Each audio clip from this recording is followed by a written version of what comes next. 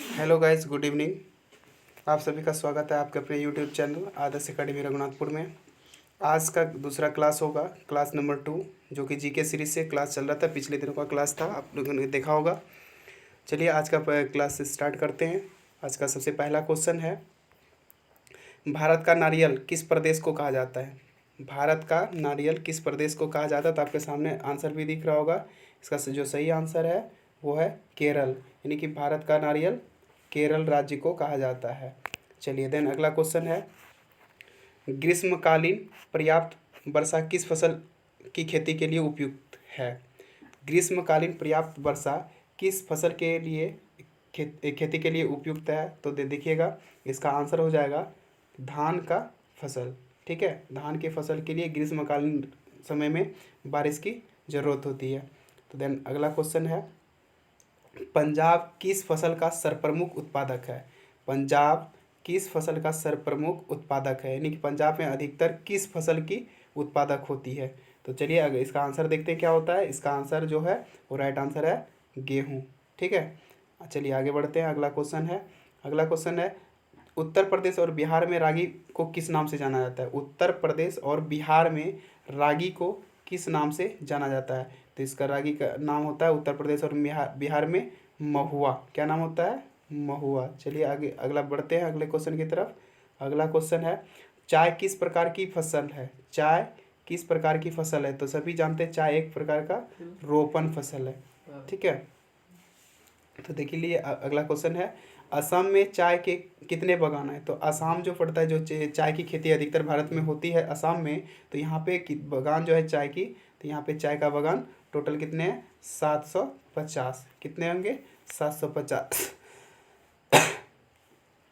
देखिए अगला क्वेश्चन है और सातवां क्वेश्चन होगा। सातवां क्वेश्चन है कि कपास उत्पादन में एक गांठ कितना किलोग्राम का होता है? कपास उत्पादन में एक गांठ कितने किलोग्राम का होता है? तो एक गांठ जो है वो एक गांठ 170 किलोग्राम का होता है। कितने का होता है? 170 किलोग्राम का बराबर एक गांठ होता है, 170 किलो। चलिए इससे रिलेटेड एक और क्वेश्चन आपको बताते हैं कि बिहार का कौन सा क्षेत्र कपास उत्पादन में अग्रणी है? बिहार का कौन सा क्षेत्र? तो बिहार का पूर्वी क्षेत्र कपास उत्पादन में अग्रणी है। चलिए तो अगला क्वेश्चन है, अगला और आठवां क्वेश्चन होगा कि भारत का जूट क्षेत्र किसे कहा जाता है? भारत का जूट क्षेत्र किसे कहा जाता है? तो भारत का जूट क्षेत्र पश्चिम बंगाल को कहा जाता है। किसे कहा जाता है? पश्चिम बंगाल को भारत का जूट क्षेत्र कहा जाता है। चलिए देर अगला क्वेश्चन और नौवां क्वेश्चन है, कपास की खेती के लिए कितना दिन पाला रहित होना चाहिए? कपास की खेती करने के लिए कितना दिन पाला रहित, यानी कि जाड़ा के दिन होना चाहिए? तो कपास की खेती के लिए जाड़ा का दिन कम से कम 210 दिन होने चाहिए। कितना दिन होना चाहिए? 210 दिन होना चाहिए। चलिए अगला क्वेश्चन लेते हैं, 10वां क्वेश्चन। तो अगला क्वेश्चन है, आंध्र प्रदेश किस फसल के उत्पादन में अग्रणी है? आंध्र प्रदेश जो भारत का एक राज्य है, जो वो किस फसल में अग्रणी है, सबसे आगे है? तो आपको बता दें कि अगला इसका जो आंसर होगा, तंबाकू उत्पादन में केरल जो है सबसे अग्रणी जिला है। तंबाकू उत्पादन में सबसे अग्रणी जिला कौन है?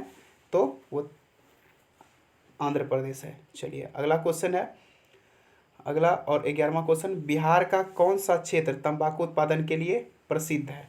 तो बिहार का कौन सा क्षेत्र तंबाकू उत्पादन के लिए प्रसिद्ध है? तो आप सभी जानते हैं बिहार का समस्तीपुर जिला जो है वो तंबाकू उत्पादन के लिए प्रसिद्ध है। चलिए अगले क्वेश्चन की तरफ बढ़ते हैं और अगला क्वेश्चन होगा 12वां क्वेश्चन।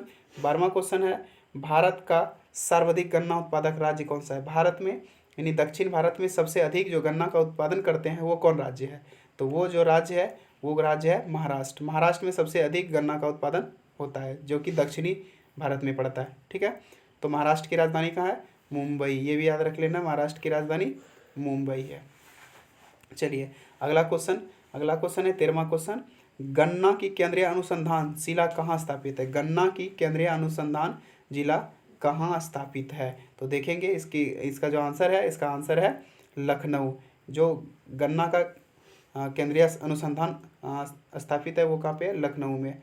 चलिए और अगला क्वेश्चन है, और आज का ये क्वेश्चन है, वर्षा ऋतु की फसल को क्या कहा जाता है? जो वर्षा ऋतु में जिस फसल को बोया जाता है उस फसल को क्या कहते हैं?